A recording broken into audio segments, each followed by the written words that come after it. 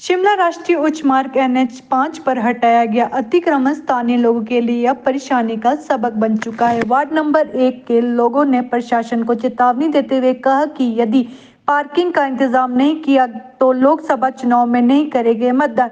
प्रशासन द्वारा 20 व 22 अप्रैल को निगम एरिया में नेशनल हाईवे पर अतिक्रमण के खिलाफ अभियान में रेहड़ी फड़ियों को ही नहीं हटाया गया, बल्कि हाईवे के किनारे या फिर सर्विस लेन में पार्क किए गए वाहनों को भी हटा दिया गया, जिसके कारण स्थानीय लोगों को अपने वाहन पार्क करना अब टेढ़ी खीर बन गया है।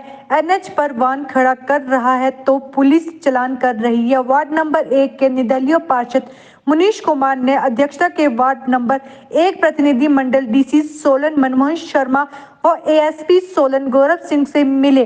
इस प्रतिनिधि मंडल के वार्ड नंबर 1 की बड़ी संख्या में लोग शामिल हुए। उनका कहना है कि लोगों को सुविधा देना प्रशासन का काम।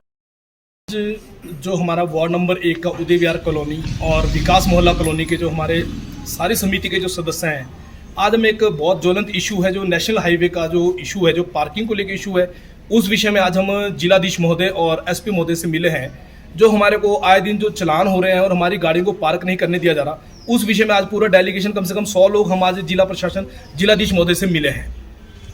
क्या मांग है आप लोगों की? हमारी जो मांग है, जो हमारे को आए दिन जो तंग किया जा रहा है, जो चलान हो रहे हैं हमारे, उस विषय में हमने जिलाधीश महोदय से आज हमने एक लेटर दिया, honourable chief justice high court Himachal Pradesh को लिखा है और कॉपी हमने जिलाधीश महोदय को दी है, SP महोदय को दी है और यहाँ पर हम मैडम मेयर महोदय को और कमिश्नर महोदय को देने जा रहे हैं।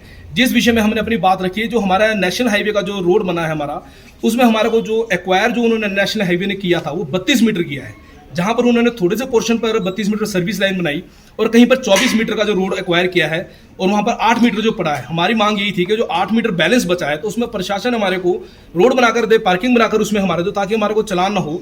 और जो हमारे को प्रशासन जो तंग कर रहा है उसमें सारे लोग बड़े परेशान है, रात को गाड़ी नहीं खड़े, पेशेंट जा रहे हैं, गाड़ियाँ नहीं मिल रही है, कुछ हो रहा है, बहुत दिक्कत हमारे को वहाँ पर होती है। तो कितनी गाड़ियां ऐसी हैं और कितने वार्ड जो है इसके प्रभावित हो रहे हैं? लगभग हमारे जो सिर्फ हमारी उदय विहार कॉलोनी और विकास मोहल्ला कॉलोनी की अगर मैं बात करूं तो लगभग 450 गाड़ियां हमारी सिर्फ 2 कॉलोनीज की हैं जो वार्ड नंबर 1 लगता है। और हमारे साथ जो वार्ड लग रहा है वार्ड नंबर 16 लग रहा है, 14 लग रहा है और इसी के साथ अगर हम देखें वार्ड नंबर 2, 3 और वार्ड नंबर 4 जो नेशनल हाईवे के साथ जुड़े हैं, उन सभी को ये दिक्कत हो रही है। और हम एक यूनाइट टीम होकर इसमें एक कमेटी गठित करने जा रही है, जो हाई कोर्ट से हमारी टीम जो है उसमें लड़ेगी या उसमें कोर्ट में जाना पड़ेगा। तो मैं तो सभी वार्ड नंबर 2, 3 और जो 4 के भी मौजूद लोग वहाँ पर हैं उनको भी इन्वाइट करता हूँ कि वो हमारे साथ आएँ, क्योंकि एक ज्वलंत मुद्दा है। ये सिर्फ एक वार्ड नंबर 1 का इशू नहीं है, ये सभी वार्डों का, पूरे शहर का इशू है। और ये प्रशासन और जो सरकार की जिम्मेवारी बनती है कि लोगों को फैसिलिटी दे, पार्किंग व्यवस्था करे, सड़क की फैसिलिटी दे।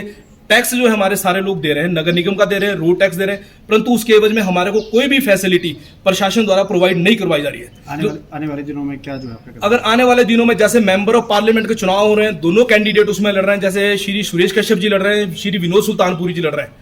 अगर वो हमारे ज्वलंत मुद्दा जो हमारे आम जनमानस का मुद्दा है और लोगों के साथ जुड़ा हुआ मुद्दा है, अगर वो इस इशू को NH के साथ टेकअप करते हैं और हमारे फेवर में अगर वो हमारी इशू को उठाते हैं और बात रखते हैं तो हम उनके साथ जाएंगे, किसी के साथ जो हमारी बात रखेगा। अदरवाइज हमारा जो पूरे वार्ड का जो विचार है, अदरवाइज हम इस इलेक्शन में चुनाव का बायकॉट करने जा रहे हैं अगर ये इशू हमारा सॉल्व नहीं होता है। अदरवाइज ये प्रशासन को डायरेक्शन दे। हमारे सोलन से MLA है, हेल्थ मिनिस्टर है, उन्होंने भी अभी तक हमारा ये इशू कहीं भी टेकअप नहीं किया। 20 और 22 तारीख को हमारे चलान हुए, कहीं भी हमारे को मंत्री महोदय का आश्वासन या किसी लोगों से मिलते हुए नहीं दिखाए कि लोगों को हमारे को सहूलियत प्रदान करे या प्रशासन से बात की हो। हम जो लोग हैं, चुने हुए प्रतिनिधि जो काउंसलर्स हैं, वो लोग जाके DC साहब से मिल रहे हैं, लोगों को ले जाके मिल रहे हैं। तो मेरे को जो लग नहीं रहा कि हमारे विधायक, मंत्री या सांसद महोदय हमारे हक की लड़ाई या सांसद में लड़ रहे हैं या विधानसभा में लड़ रहे हैं, कोई हमारे को हमारे हक में लड़ता हुआ दिख नहीं रहा है। ठीक है जी।